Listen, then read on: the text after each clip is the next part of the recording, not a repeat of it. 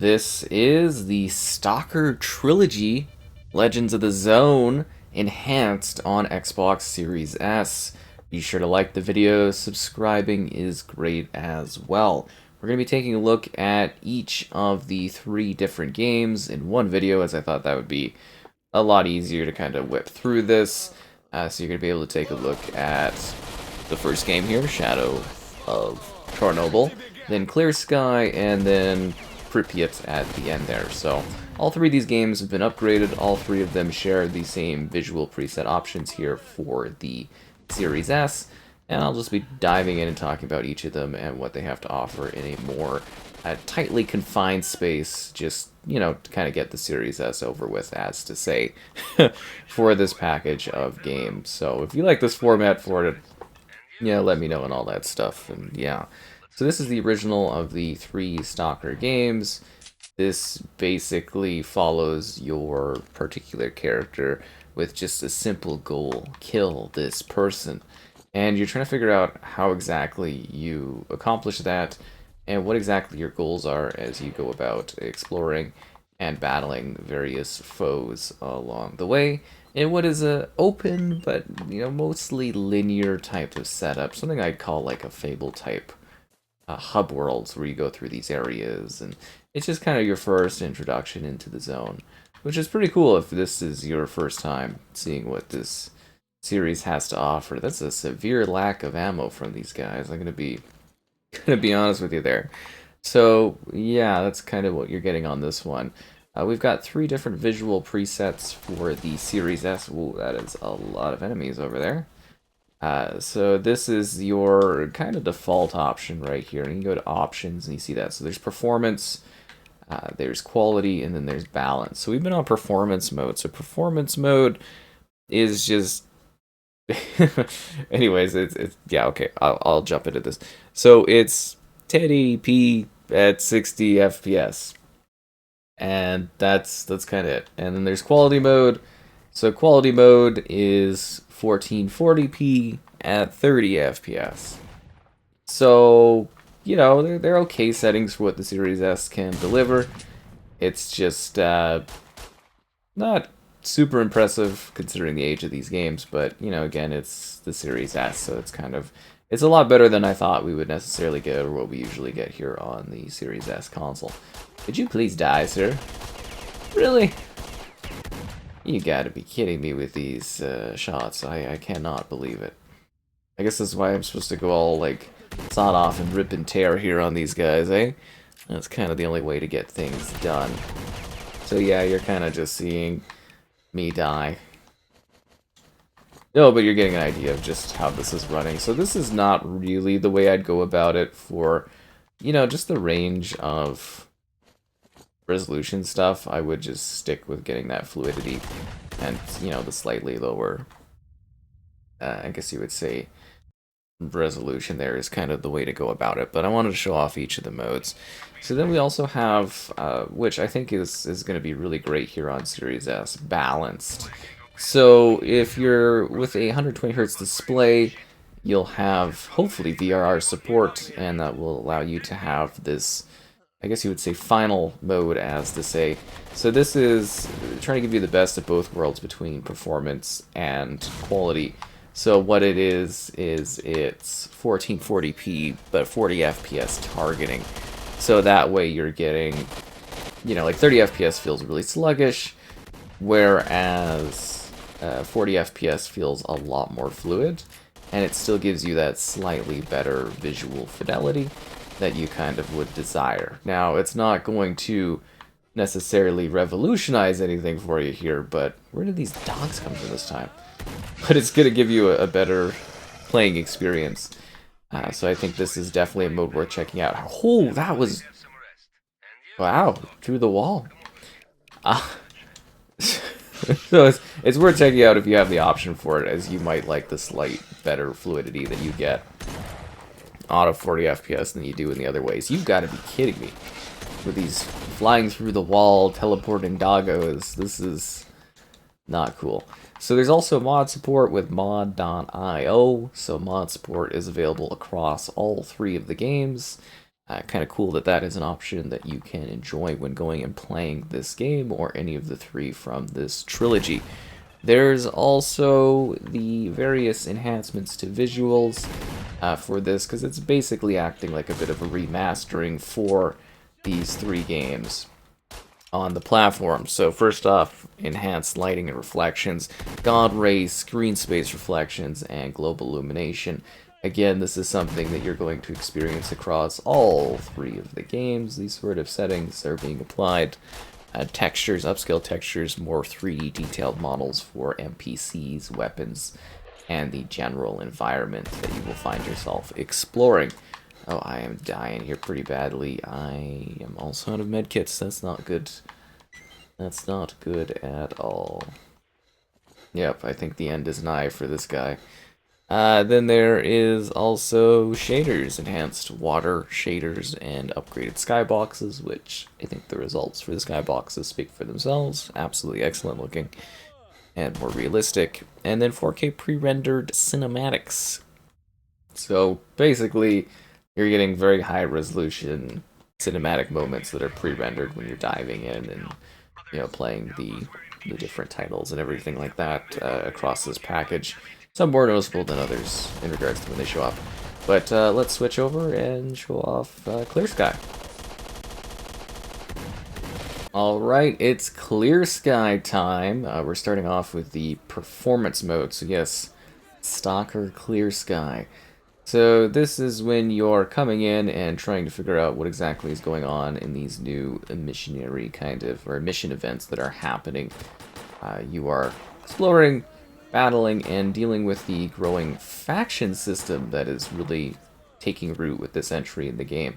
You get to see really cool dynamics as basically these varying troops make their way across the environment and battle for different positions and push forward and back. It's quite a neat system, especially with how the objectives have changed for this particular entry. And you really get to see it become more and more towards that full sort of open world kind of a thing that is available here within Clear Sky. I actually find this one quite interesting. I like the vibe and the environment and the aesthetic and everything of this. And you know, the whole swamp area where you start, I find very, very cool. Wow, where did all these additional guys come from? That is not a cool scenario for me that's trying to live. I am going to absolutely die. This one's also a little bit more brutal just in terms of survivability. Now, something am I dying again already? Holy crap. Something I heavily recommend if you've not played the soccer games before is to make sure that you are pausing and making saves quite often. And checking difficulty. Like, difficulty in this is a bit weird because it's like a one-to-one kind of thing. So it's like a little bit odd going to easier, lower difficulties. And they've changed up things a little bit too for this release. But just, you know, kind of keep it in mind that this is not an easygoing selection of games. And it gets a lot. It definitely is quite hard in terms of, like, you know, bleeding, surviving, and stuff like that. Because it's a shooter series for sure, but there's more complex things to this than just being able to shoot and survive against your enemies. Like, it does actually take a little bit more practical skills and stuff. I am right out of health. I don't suppose you're running towards me because you've got a health pack that's going to stop me from bleeding out. It is not. That's tragic, as to say.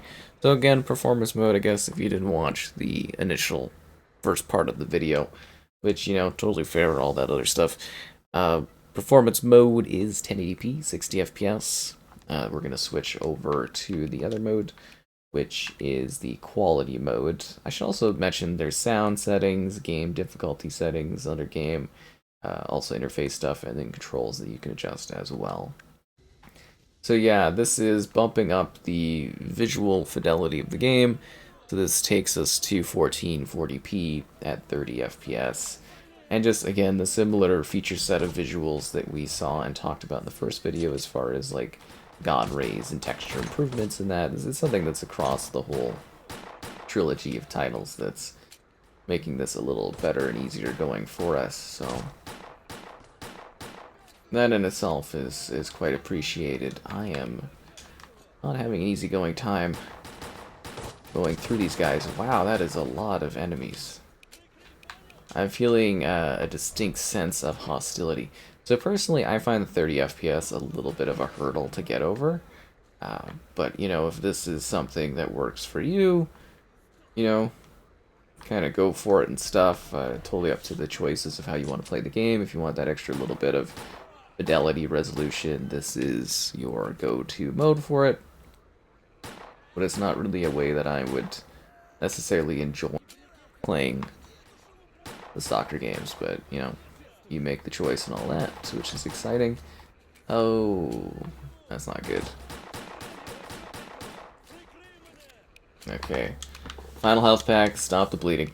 And then finally, if you have 120 Hz display, there is balanced mode. So balanced mode is keeping the settings of quality mode and trying to give you a mix between performance and fidelity. So again, 1440p, but it is 40 FPS targeting.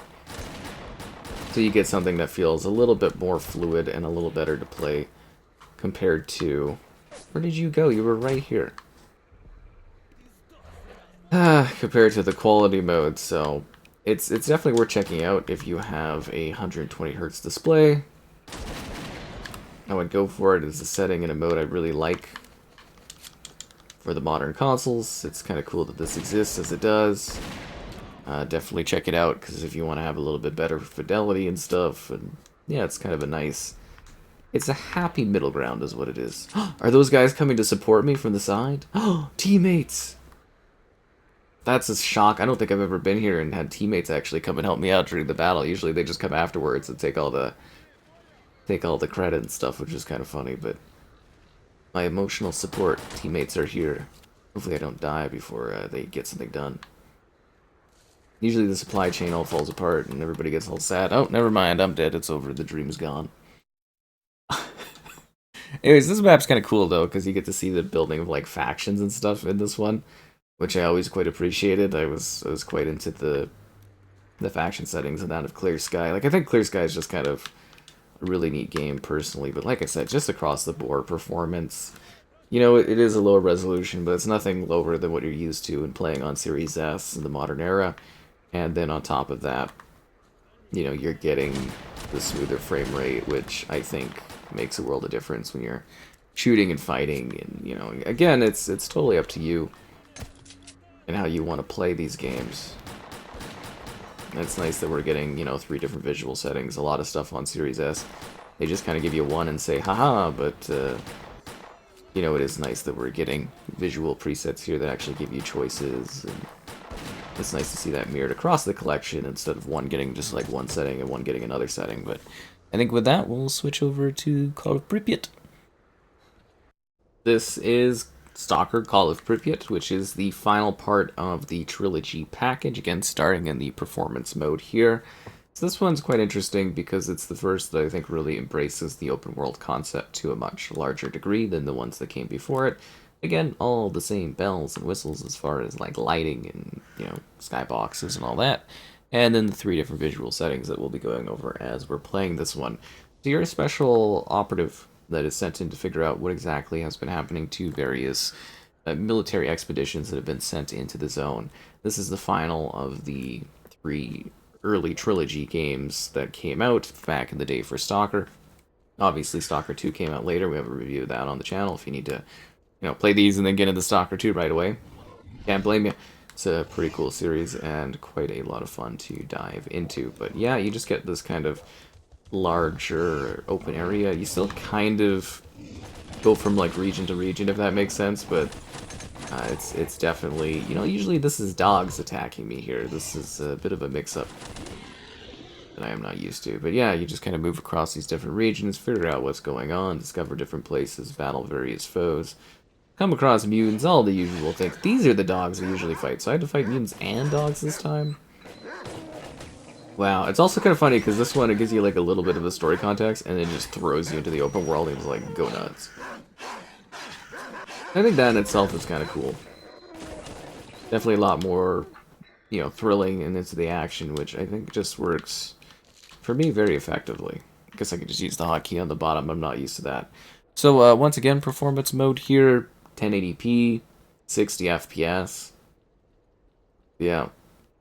Looks fine. Again, for Series S, this is good. This is the way I recommend playing it across the whole experience, but, you know, you do you. We're going to move over. We've got the quality mode. Quality mode being 1440p at 30 FPS. Not really the way I would recommend going about it, but it's nice that we have different visual preset options that allow us to enjoy and play the game from a, you know, just a visual standpoint. I think it is good that there are choices, because some people want the games to look better and are okay with a lower frame rate, and that's totally fine. That's why I'm glad they cater to different interests for people in terms of settings and design and aesthetic. It's a good thing. It's definitely a good thing that they do that. But yeah, not really a way that feels totally great for me. But I will say this, across the experience, at least the games, you know, run well. That's Zombie Trump. Alex Trump? Yeah, okay. That's funny. Yeah, look at that jaw. Anyways, hilarious. So, yeah, kind of nice visual settings and offerings, and just a nice updated package.